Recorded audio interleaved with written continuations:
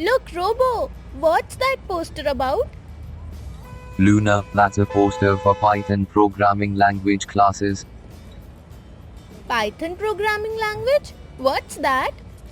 Well, Luna, Python is a powerful and widely used high-level programming language. It is known for its simplicity, readability, and versatility. Guido van Rossum developed it in 1991, and the latest version is Python 3.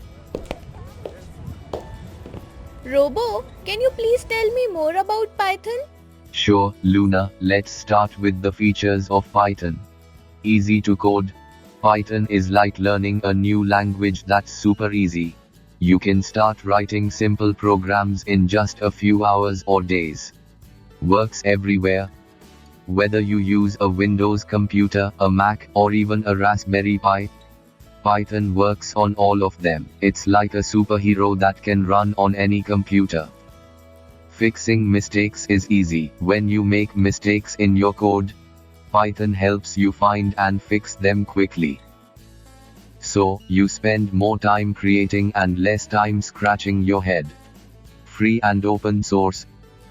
Python is free for everyone. You can download it from the internet without paying anything. Plus, you can see how it works because the code is open for anyone to check out. Simple words, simple code. Python's language is like regular English, so it's easy to understand. You don't need to write lots of complicated code to do things. It's like telling a story with simple words. No need to compile, unlike some other languages. You don't have to change Python code into a special format before you can use it. You can write your code and run it right away. Lots of ready-made tools. Python comes with a big collection of tools called libraries. These tools help you do all sorts of things, like math, graphics, and more. You can use them without having to write everything from scratch. In Python, everything is like a little toy that you can play with. This makes it easy to reuse bits of code over and over again, like building blocks for your programs. Robo, where is Python used? Python can be used in various fields, including creating websites, developing games, programming robots, managing big data and performing complex scientific computations, machine learning and artificial intelligence, software and app development, image processing and graphic design, scientific computing, solving complex mathematical problems, and analyzing scientific data. Robo, I want to install it on my computer. What should I do? Sure, Luna, here's a step-by-step guide. Head over to python.organization and click on the download section. Pick the Windows version and make sure it's the latest one, Python 3. After it is downloaded, find the file and open it.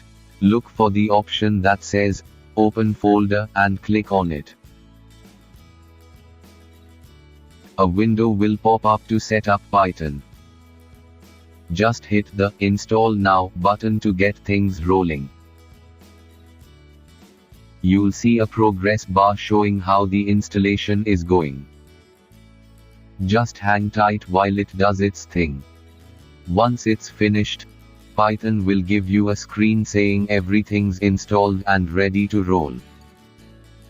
How do I open Python IDLE? Sure, Luna, here's how you do it. Click on the search option and type Python. Then click for an option called IDLE Python 3.11 64-bit and click on it to open a Python window. Once you've clicked on it, IDLE Integrated Development Learning Environment will open up in interactive mode. That's where you can start typing and running your Python code. Can you tell me about the interface of the Python window and how it works? Sure, Luna. The Python interpreter is like a wizard that understands and executes Python commands. It has two special modes. Interactive mode. It's like chatting with the Python wizard directly. We type what we want Python to do, and it shows us the answer instantly. For example, If we ask it what 1 plus 1 is, it'll quickly tell us it's 2. But the downside is that we can't save our conversation, so we have to start over each time we want to talk to Python. Script mode. This is like writing a story for the Python wizard to read and follow.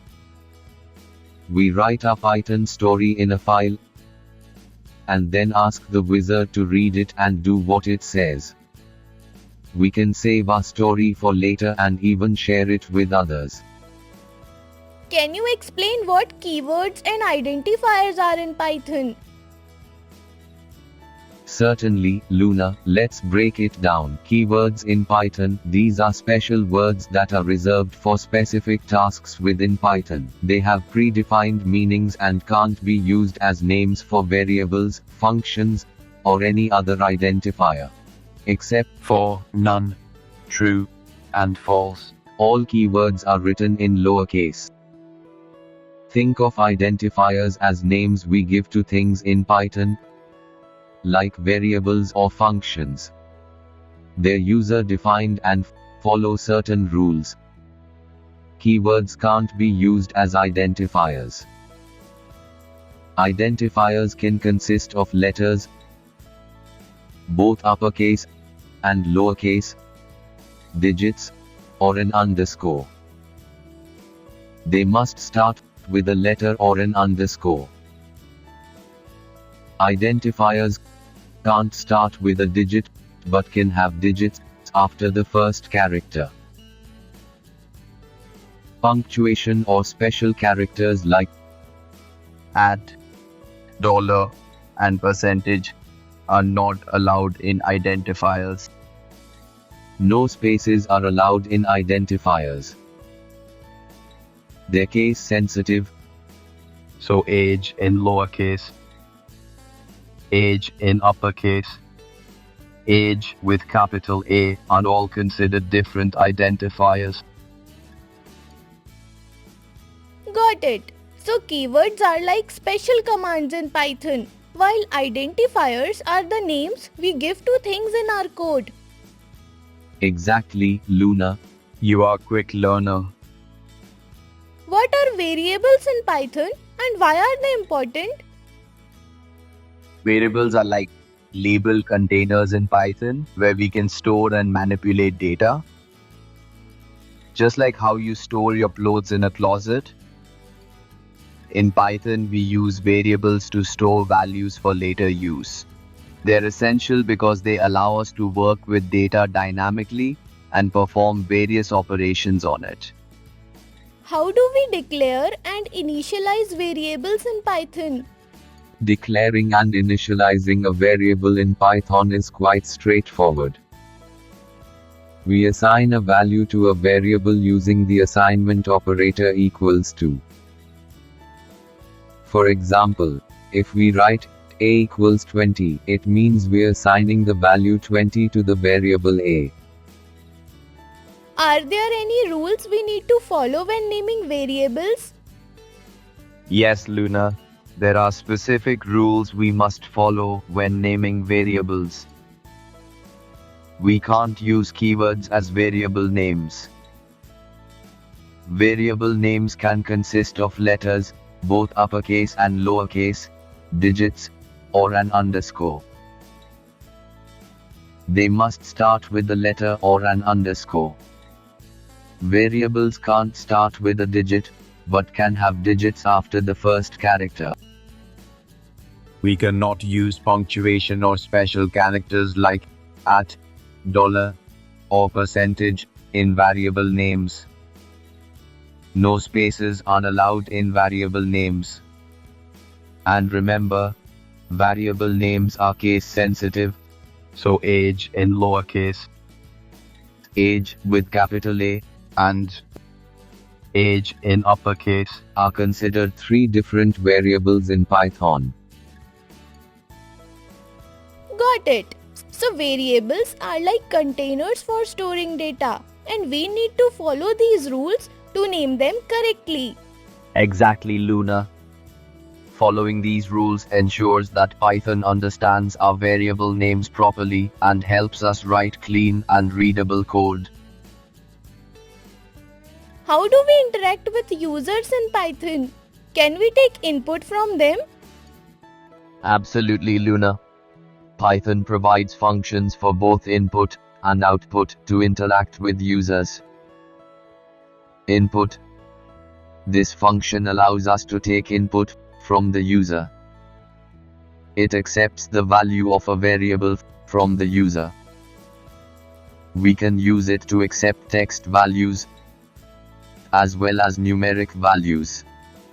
For example, we can use int or float along with input to input integer and float values respectively. That sounds useful. How about output? How do we show results or messages to users? For output, we use the print function. It displays the output on the screen. We can use the print function in different ways. Using the space operator, this separates values with a space between them.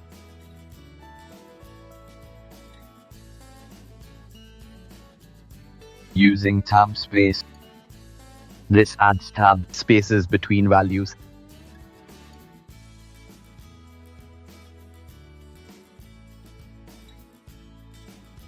This ends a line and starts a new one. It's handy for formatting output nicely. So, with input and print, we can communicate with users and display results effectively. That's pretty cool. Indeed, Luna. These functions make it easy to create interactive programs and provide feedback to users. What are comments in Python and why are they important? Comments in Python are text explanations or notes added within the code to make it more understandable.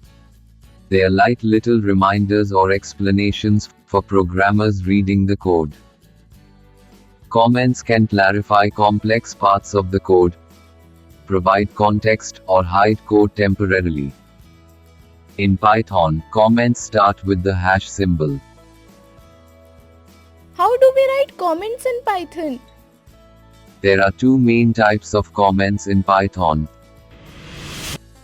Single line comment. These comments begin with the hash symbol and extend to the end of the line. They are used for short comments on a single line of code.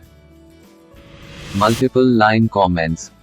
For longer comments spanning multiple lines, we can either add a hash symbol at the beginning of every line or enclose the comment within triple quotes, either single or double. This allows us to write multi-line comments more conveniently. Got it. So comments helps us understand code better and improves its readability. Exactly, Luna. Can you show me an example of a program with comments? Sure, Luna. Let's write a program that prints the sum of two numbers given by the user, and I'll add comments to explain each part of the code.